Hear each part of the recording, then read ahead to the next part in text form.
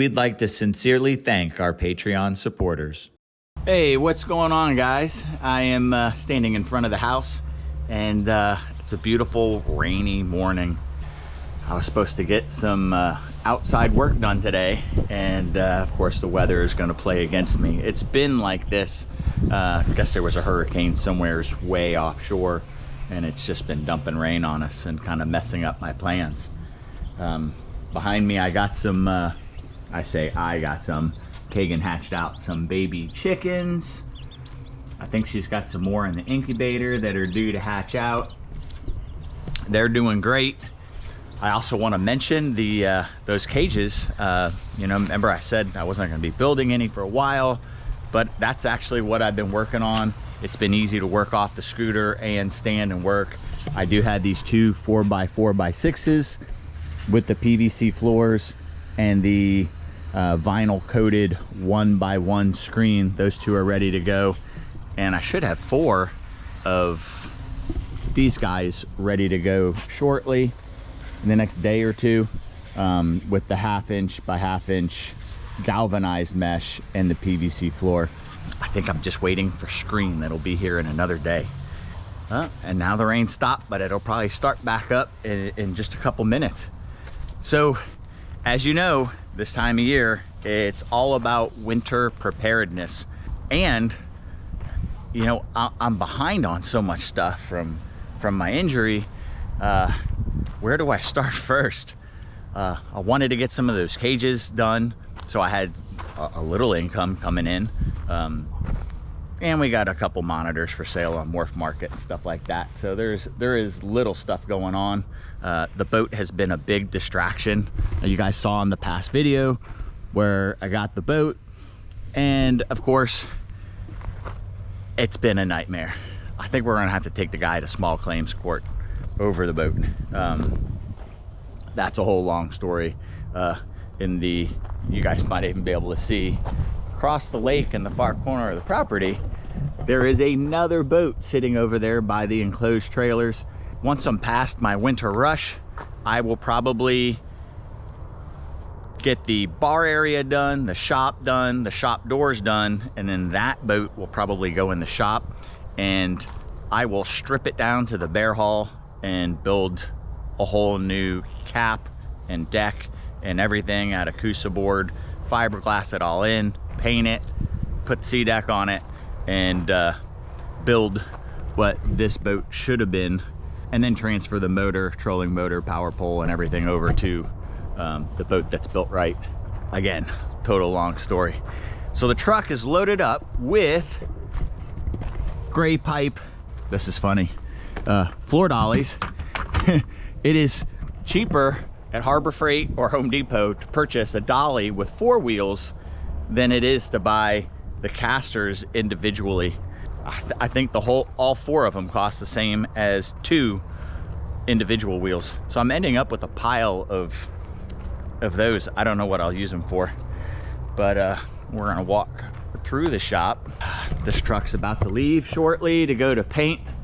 That'll be Kagan's truck. There's the cages I'm working on, another cage over here. We also have my mom's rolling cage so she can move her iguana in and out. Things are starting to get organized again. All right, so we're walking into what should be the reptile room. All right, guys, so this is a room we haven't shown. Most of all that's empty. Kagan has most of her snakes in the bigger vision cages, but the room is a hot mess. So, and when I say hot, it has temperature issues. In the winter, it's hard to warm, and in the summer, it's hard to cool. So this weekend, we're gonna get the attic insulation blower. We'll show you clips of that with other content, but we're gonna blow the attic insulation 2 foot thick above this room. And then we're gonna start getting the rolls of insulation and start insulating these walls. So we'll have to peel all my tools and everything out, start insulating the walls. I think that's gonna be step 1. That'll make the room function better for the upcoming winter, and will hold what heat we create in here in a little better. This room's gonna get drywalled out and finished, painted properly. I have to slowly start taking the electrical out of conduit and running it within the framed wall. And that way we can have a finished wall in this section. I want to have large cabinetry to hide all the tools on that side, and then everything above I want to hide in cabinetry. We're going to have to change the way everything is placed on the shelves, but it's going to look finished. I want it to look finished in here. Because one, I want it to be presentable for filming. This is embarrassing to me. But two, if an animal ever got past us in our hands, this is way safer than the driveway or the garage. It needs to be a place where an animal can't run. So the cabinet all has to seal and shut properly. So if a baby did get out of your hands, it has nowhere to go. It can run around the room and it just hits dead ends and no exit point, nowhere to hide. I don't need to play hide and go seek with the baby lizard all day. It's stressful for me, Kagan, and especially the baby lizard. So we're still gonna have to decide where is the rollout spot. If there are babies in here and we want to sun them, is it out through the wood shop? Is it out that way where they'll have their tub to be able to sun during the day? Or is it through the other shop? I don't know. We'll figure that out.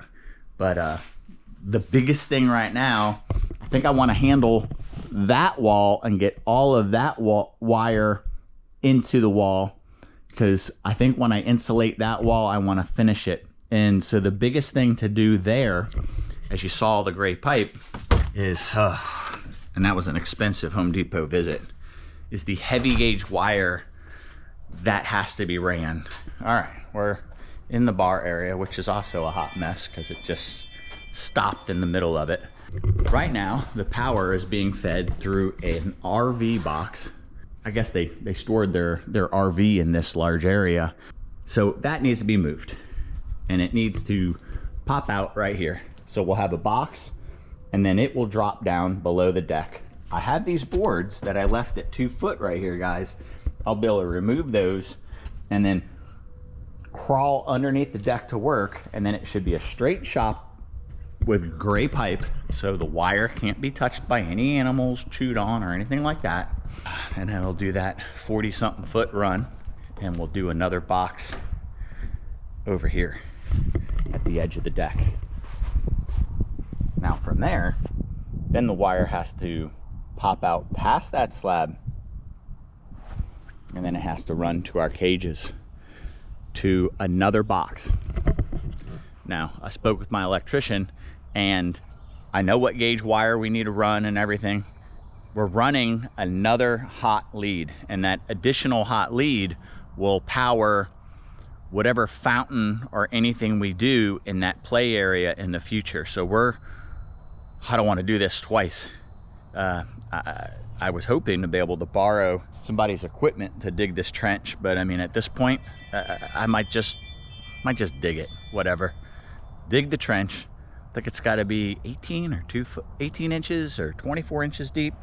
I'll confirm that before I start digging. I got to dig that electrical over to the enclosure all the way out here, guys, and then it'll go in flex conduit over the enclosure to feed all of our power. And so then we'll be good. Everything will be hardwired. I won't have to pull an extension cord or anything like that during the day. We will still have, well, actually, you know what? The chickens aren't gonna need the mosquito things. They don't use anything during the winter to stay warm. In the summertime, we have the mosquito zappers. So that power, we could probably jump off the enclosures later, or I'll put an outlet when I do the power for the fountain or something like that we could feed over there. We'll figure that out later. I decided to make my phone call to Ty at Iguanaland Zoo in Florida about those tilapia that he said we could go and get.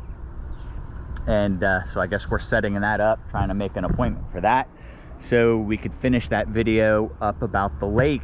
The aeration is doing its job. The weeds are not really controlling the middle of the lake. There are weeds that are pushed up along the bank. I don't mind the shoreline habitat as much as I hated seeing mats of weed all throughout the lake. I think it is improving slowly, but when you think about the amount of vegetation that was on the bottom, there needs to be more fish to outcompete that amount of vegetation growth. I'm gonna feed them while you guys are with me. The tilapia have now learned to chime in on this feeding, and so if you can notice that there are larger fish in the mix now, not just the big bluegills and brim. The turtles have learned to love this.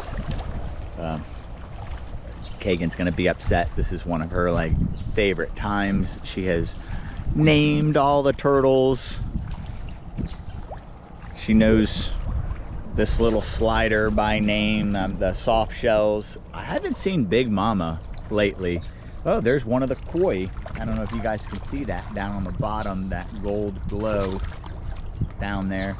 Has been getting more curious. I think with all the number of the tilapia that are now in the mix, the koi has definitely gotten a lot more curious about the feedings. It would be cool to see the koi come up and join in, but that hasn't happened yet. All right, so the other phone call that I made was to Sam at Florida Iguana, and to see about the permanent location of the Aldabra enclosure. You know, we've been getting everyone's opinions. You know, I think I messed up by calling it an oak grove, but I mean, the fact still stands that it's littered with oak trees. I think there's 7 oak trees in the proposed area, with 2 more that definitely overhang that area significantly. But there really aren't many areas on our property that aren't oak trees. You know, maybe when we're filming down and looking around, you don't see as many, but our whole property has oak trees. Maybe not our front yard, but I'm not turning that into a tortoise pin right there. Hagen's like, nope.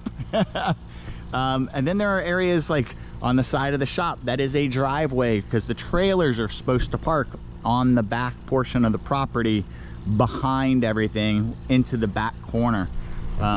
So I know people were saying that back triangle, you know, I kind of set that up for the chickens to run around, but also be put away, and our trailers not be visible from the house. That's my parents' boat over there, fixing something for my parents. But I really don't want that stuff over there. That's supposed to be our garden area. And there are still oak trees. That's the whole thing, is it's not just another area. Even if you picked that center area where the trailers are, the oak trees are still infringing on that area. So if it's an acorn or a leaf that's an issue, there is no area on our property that is going to be safe from leaves, unless we build some sort of sealed aviary, which I don't know if I could afford to build. Ooh, what is this? This is not good news. No. These are bad eggs removed from the incubator? Yeah, I spent my morning, might be a graphic warning for some, they're a little gross. Spent my morning going through the incubator eggs and pulling out the ones that were bad, so a few more. So how do you know, for the viewers, like, obvious, it's pretty obvious what bad looks like, but there are good eggs that still look somewhat bad, right? Yeah, so like this one, almost, you know, it just the texture of it, I can feel on the inside it's hardened, it's no longer viable, but you might look at this and think, oh, that might still be a good egg. If they just start dimpling a little bit, sometimes you can save them by putting a wet paper towel over them. So yeah, so let's look at that, because that's one of the things you guys see in the incubator is we put the saran wrap over. Now, these are not the best incubator boxes. No. These are just Walmart storage bins. Mm-hmm. And then we're buying incubator trays for the eggs from somebody, I think on Amazon. So we're not using the best stuff, unfortunately. I think every time we get the inclination to look, they're on back order. So we put the saran wrap to kind of seal it and hold the humidity in better. And then sometimes we get too much humidity. It's sealing too well. And you start seeing condensation on the eggs, and that promotes the mold growing. Even though the eggs are supposed to be coated in what fights the mold, you know, it's not a perfect system.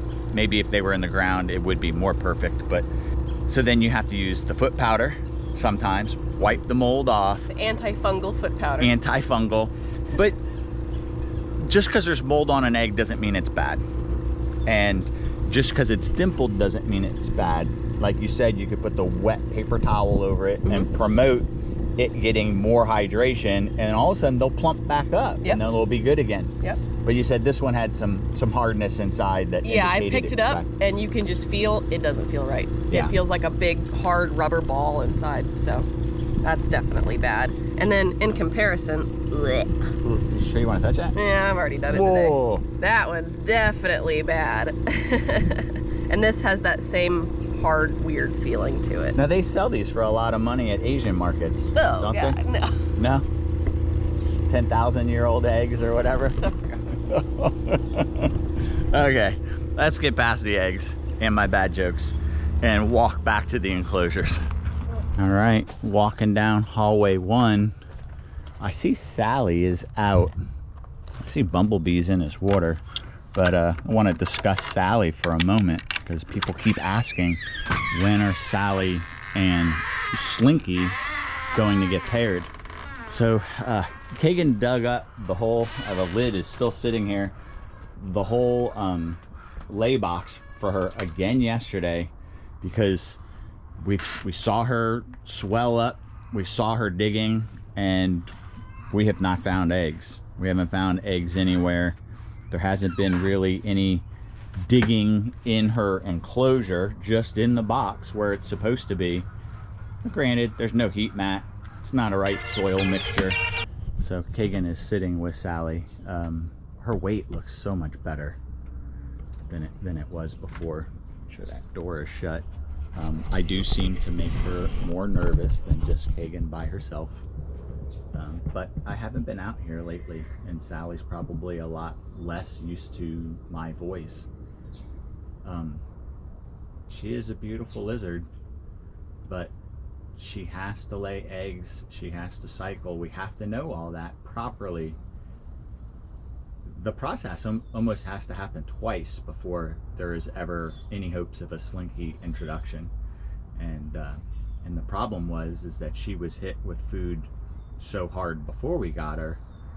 It's probably going to be hard to trick her into feeling like she has plenty food to make her want to cycle. So she really needs to level out nutritionally and then feel like, oh, there's a lot of food here, now I can produce eggs. So we just gotta wait till that happens. So it will happen, but it hasn't happened yet. Everything is good in this hallway. Pinky is about to lay eggs. She is any day. She's covered in dirt. You guys can see her right by her lay box on the way out. Give him a good shot. Oh, well, I was gonna try and get onto the electrical. Yeah.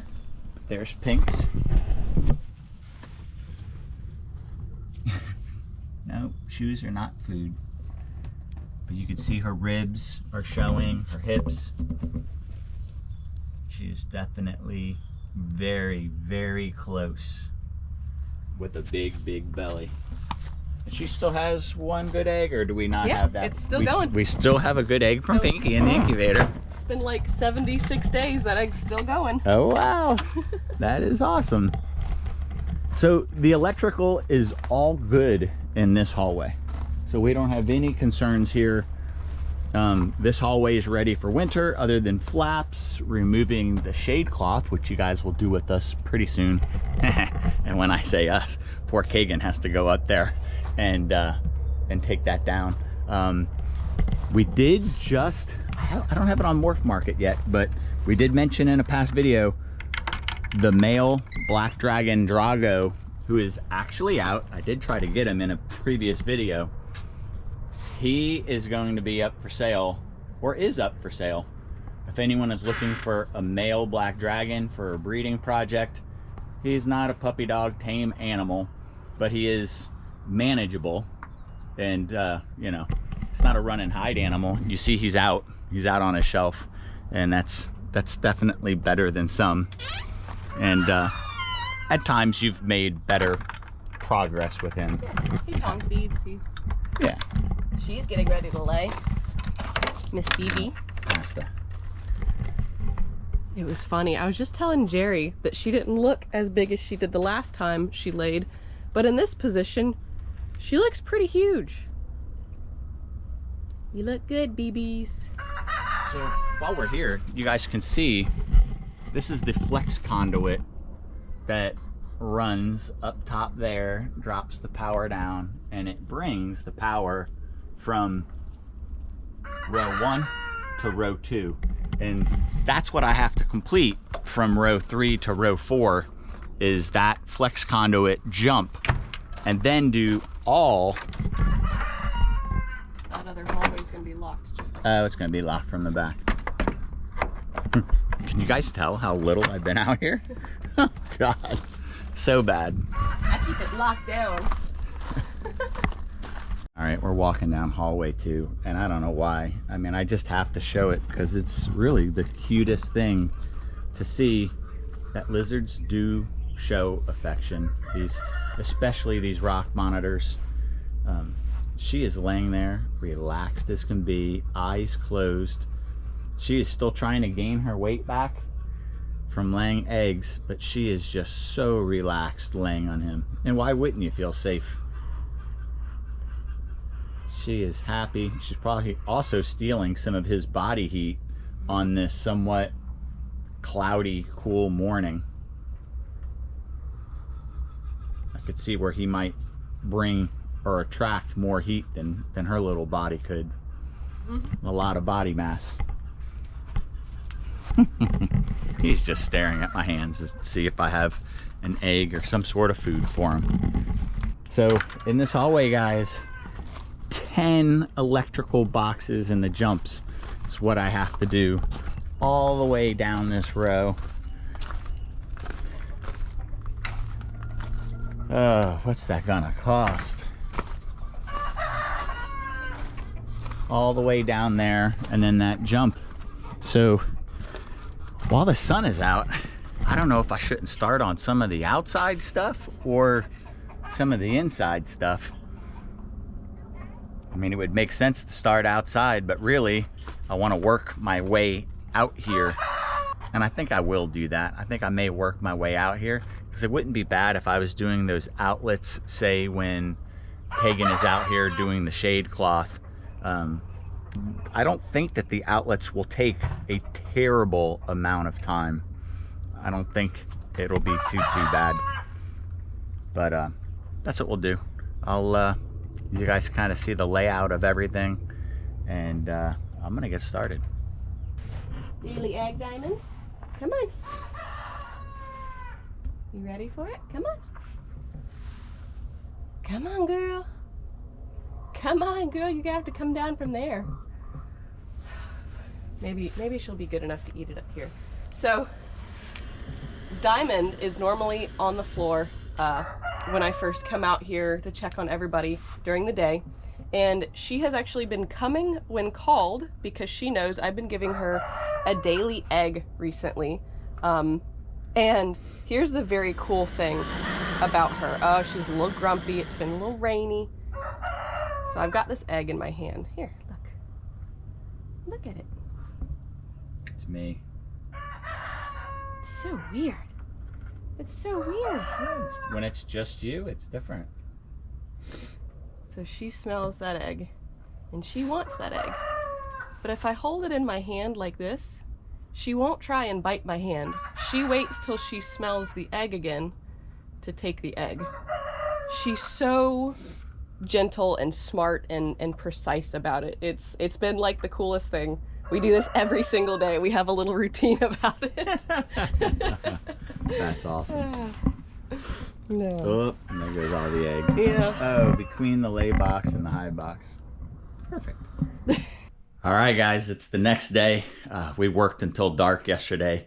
I think Kagan actually liked that I was working in this room.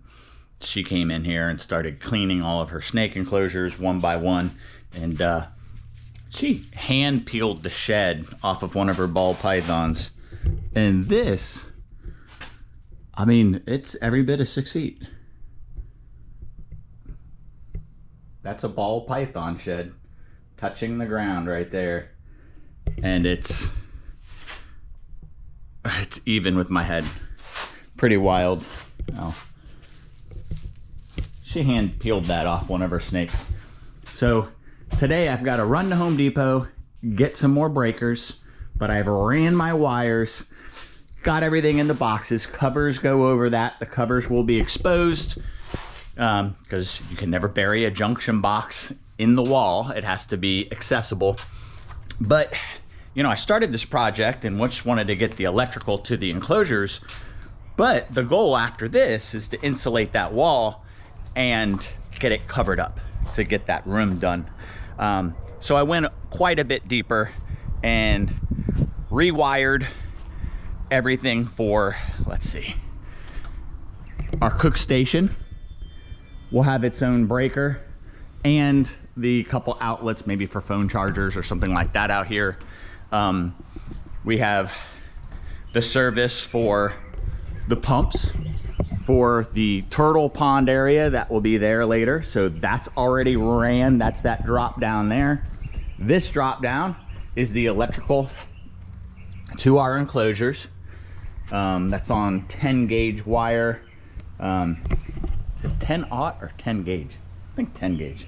That comes out. As you see, I don't have the wire ran that goes underneath the deck, but I have it all in gray pipe all the way to the end. And I'll tell you why that board is off in a moment.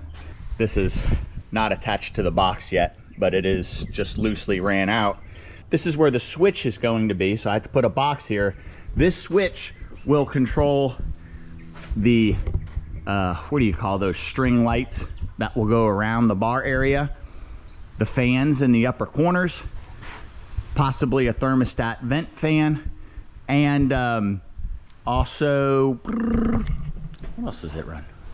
Oh, separately, the color lights that are around there, and I think it's on the same circuit as the cook station. There'll be a pop-up in the bar area for electrical there. So I thought about all that when I was doing it, because once I'm done with that, I would like to stop popping electrical through this wall. I still have to drill one more hole for the cook station, but I really wanted to get the electrical to the cages. So I went so far with that. Everything's kind of done in there. All the pipe, you can see it's running, and it runs to that back corner. Let's walk over there. So the pipe has like these little, you don't use a butt fitting because that's something that if you're pulling a wire through that pipe, it will catch on. So the wires are made to be snaked in one direction. I'll show you once I get to the pipe. I ran this string through the pipe because I thought I had a nice heavy gauge metal snake or fish or whatever to run through that pipe, tape my wires to, and pull them through. I must have loaned it to somebody. All I've got is a little 25 footer. My big one is God knows where. So yeah, that's ran through. I'll show you guys with the pipe real quick so you know what I'm talking about, because I had to pull up boards every 10 feet because the direction that I wanted to run the string up was the opposite way. So I had to take it apart, or I had to run to Home Depot. Would have taken me a couple hours to get there and back, whereas I just took the pipe apart, got the string through a junction, and then put it all back together. At that point, I only had the pipes underneath mocked up, so they weren't glued yet, thank God. But here you go. So you see the little flare in the end of the pipe? If you're pushing something through, the other pipe goes in there, and there's nothing aggressive for it to catch on. If you were pushing something through the pipe this way, it would catch on the aggressive end of this pipe. So you got to think about which way you're pushing your wires. It matters which way you lay your pipe, especially if you're doing a longer run with multiple turns. It gets trickier. So not having the rigid fish, we have a 90, a 45, a 45 on this end, and then we have a 90 on that end. That's quite a few turns, and it's gonna be tricky with only a string through there. The string is only so strong. So one of the things we're gonna do is soap the heck out of the wires as we pull them through, so they have some lubrication to slide through that pipe. Also, to save money, because the wire was so stinking expensive, I bought a 500-foot roll of just black, here, now it's gonna say, is it aught or gauge? AUG. Size 10 AUG? That doesn't sound very smart that I don't know that, but I do know what I need. I did do the math to calculate what size wire I needed. I only bought black. So what we're gonna do is I've already pulled my string back, marked the ends with enough wire to work with hanging out both ends, and I cut 4 lengths of this black wire. One of them gets to stay black because it'll be the black wire. One will represent, so that black wire will represent all the heat mats for the enclosures. We'll put red tape, single out a wire, put red tape on that wire on both ends. That will represent the play area's power. Then we'll do a green for ground and a white for neutral. And we'll tape that wire on both ends very well so it doesn't come off. And that will, I'm sure on a job site you wouldn't be allowed to do that, but an electrician would have spools of wire and charge by the foot, no problem. This one spool of wire should finish my project from there all the way to the enclosures, no problem. So we'll get this done, and then I think on the next video, that's when I start digging from this box to the jump out and get to dig all the way over there and the loop over. Fun. But I do promise more fun videos coming up, guys. Like I spoke to Ty last night, so we are gonna do that tilapia video, and I spoke to Sam yesterday, so we're gonna go down to Sam's and talk about the final tortoise enclosure. So that stuff is coming up. I'm gonna go single out these wires, get them taped up, get everything set up, and then I'm gonna get Kagan over here to help me pull these through. Hopefully it goes somewhat easy. All right, guys. So happy to have this done. All right, so you can see the wires are color coded. They will have to be shortened when I do the junction right about there, so I'll have to redo the tape on them. That end is done. Walking this way, this end is done. Covered up, the junction's all done, the wire nuts are on it. I still have that little poke through, but I need some parts for that. That'll be for the cook station on this patio later, and then I can seal that up. I'd like to say for good, but we have plumbing in the future to get into this bar area for an ice maker and a sink and stuff like that. But we are one step closer to getting power, legit power, to our enclosures and getting rid of these bundles of extension cords that I have to pick up every time I cut the grass.